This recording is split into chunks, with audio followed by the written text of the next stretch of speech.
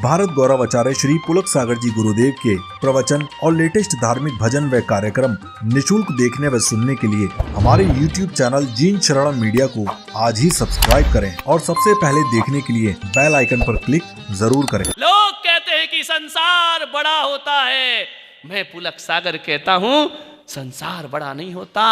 आदमी की इच्छाएं बड़ी हुआ करती हैं, आदमी की आकांक्षाएं बड़ी हुआ करती हैं। संसार कोई बड़ा नहीं होता। जिसकी इच्छाएं सीमित हो गई उसका संसार चिल्लू भर पानी के समान होता है, और जिसकी इच्छाएं अनंत हैं उसका संसार समुद्र भर पानी के बराबर हुआ करता है। इच्छाओं पर थोड़ा विराम दो।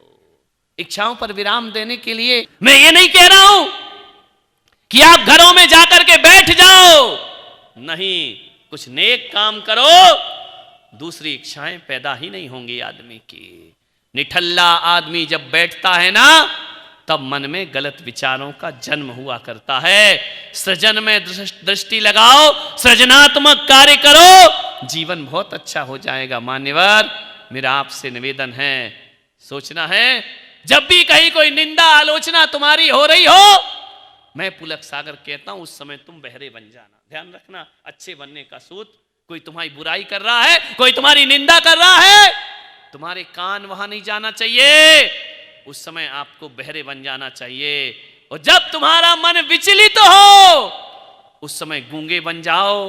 और जब कोई दृश्य तुम्हारे मन को विकार पैदा करे उस समय तुम्हें अंधे बन जाना चाहिए। ध्यान रखिए, और हर कार्य में अपनी जिंदगी को सार्थक बनाना है, अच्छे विचारों को जन्म दो, क्योंकि जो विचार हैं वही आचरण होते हैं, और जो आचरण है वही हमारा जीवन बन जाया करता है।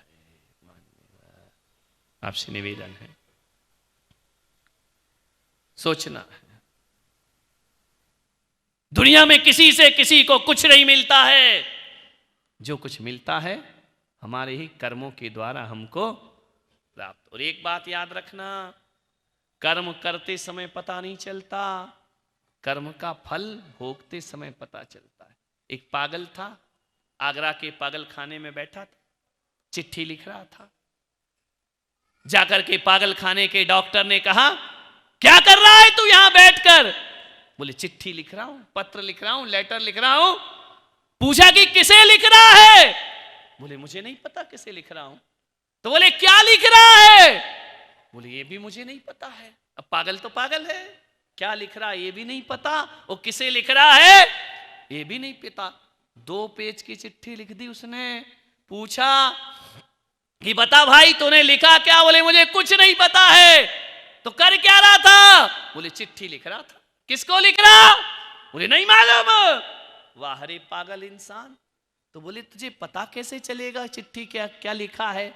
बोले जब मैं इस चिट्ठी को फोल्ड करूंगा, इसको एनवेलप में रखूंगा, फिर उसमें गम लगाऊंगा, फिर उसमें स्टाम्प लगाऊंगा, फिर ये पोस्ट ऑफिस में जाएगी पोस्ट ऑफिस की स्टैंप लगेगी। तो बोले फिर क्या होगा? बोले जब ये चिट्ठी 3-4 दिन बाद मेरे पास लौट कर आएगी, और जब मैं खोल के पढ़ूंगा तब बताऊंगा कि मैंने चिट्ठी में क्या लिखा था। अरे उसने डॉक्टर ने कहा पागल आदमी तू ही लिख। बोले लिख तो रहा हूं चिट्ठी में, लेकिन एड्रेस? बोले एड्रेस भी मेरा ही लिखा हुआ है। अब पागल आदमी दूसरे का एड्रेस तो लिखेगा नहीं, चिट्ठी भी खुद लिख रहा है, और पैक भी खुद कर रहा है, और एड्रेस भी खुद लिख रहा है। जब ये चिट्ठी पोस्ट ऑफिस से लौट के मेरे पास आएगी, मैं लिफाफा खोलूंगा, चिट्ठी पढ़ूंगा, तब बताऊंगा कि मैंने इसमें क्या लिखा था। मान्यवर, आप सोच रहे होंगे पागल था वो आदमी। आदमी पागल हो या ना हो, हम लोग भी ऐसे ही लोग हैं जो रात दिन अपने कर्मों की चिट्ठियां लिखते हैं। एड्रेस किसी और का नहीं, एड्रेस अपना ही खुद लिख दिया करते हैं। और जब वह चिट्ठी लौट करके आती है, और जब फल मिलता है तब पता पड़ता है कि मैंने पिछले जन्म में क्या किया था, उसका फल मुझे आज प्राप्त। और ऐसा नहीं है कि इस जन्म का फल अगले जन्म में मिले। कुछ कर्म ऐसे हैं जिनका फल तुरंत मिलता है, कुछ कर्म ऐसे हैं जिनका फल साल भर बाद मिलता है, कुछ कर्म ऐसे होते हैं जिनका फल बुढ़ापे में मिलता है, और कुछ कर्म ऐसे होते हैं जिनका फल इस जन्म में नहीं अगले जन्म में प्राप्त हुआ करता है। वो कौन से कर्म हैं जिनका फल अभी मिलता है? अभी चाहिए तुमको फल, बाजू वाली को एक चांटा मार के देखो, ये फल 8 दिन बाद मिलेगा या तुरंत मिलेगा?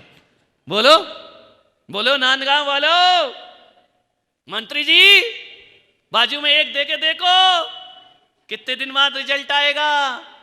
डबल आएगा। ध्यान रखना, कुछ कर्मों का फल तुरंत मिलता है। किसी को गाली देके देखो, वो क्या कहेगा? अभी नहीं, 1 साल बाद जवाब दूंगा, तुरंत जवाब दे देगा। ध्यान रखना है, कुछ कर्मों का फल तुरंत मिलता है कुछ कर्मों का फल साल भर बाद मिलता है। बच्चा स्कूल जाता है, साल भर पढ़ता है, एग्जाम होते हैं, तब उसका रिजल्ट आया।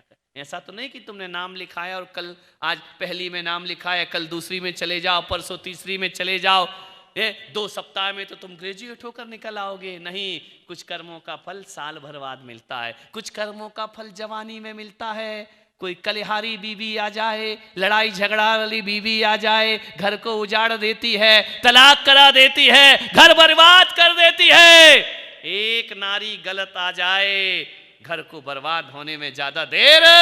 कुछ कर्मों का फल जवानी में मिलता है, लेकिन क्या करे, ये कर्म करने में बड़ा मजा आता है। घोड़ी पे जाता है, बैंड बजा के लाता है, ऐसे बैंड बज रहे, घोड़ी पे दूल्हा जा, देखा नहीं हो कार्टून बना देते उसको, शादी में बने होगे तुम लोग।